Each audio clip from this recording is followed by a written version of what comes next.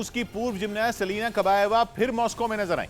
अलीना कबाएवा को रूस के राष्ट्रपति पुतिन की गर्लफ्रेंड बताया जाता है और कहा जाता है कि पुतिन ने यूक्रेन के साथ जंग शुरू होने से पहले ही उन्हें स्विट्जरलैंड भेज दिया था।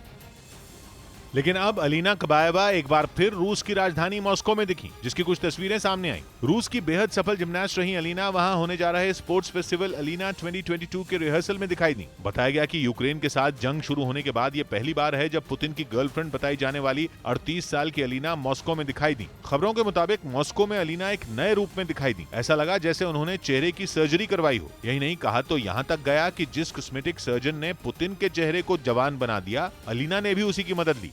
और अलीना के फिर रूस में दिखाई देने के बाद पुतिन के साथ उनके रिश्तों को लेकर पश्चिमी मीडिया में चर्चा तेज हो गई।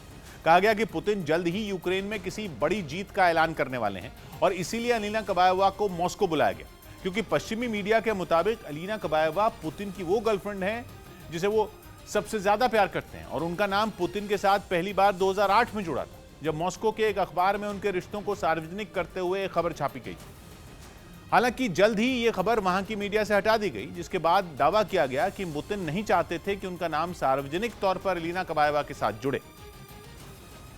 हालांकि 2013 में पत्नी से तलाक के बाद पुतिन को कई बार उनके साथ देखा गया। इसके बाद से ही दावा किया जाने लगा कि वो पुतिन के बेहद नजदीक हैं और इसीलिए जिम्नास्टिक्स छोड़ने के बाद पुतिन उन्हें राजनीति में ले आए। 2007 में अलिन पुतिना की यूनाइटेड रशिया पार्टी से सांसद बनी और 2014 तक रूसी संसद की सदस्य रही। पुतिन और उनके रिश्तों के बारे में उड़ी कई अफवाहों के बीच कुछ दिनों पहले यूक्रेन की तरफ से तो यहाँ तक दावा किया गया कि अलीना पुतिन के बच्चों की मां है और अब उनके मॉस्को में देखे जाने के बाद पुतिन के साथ उनके रिश्ते को लेकर फिर चर्चा शुरू हो गई।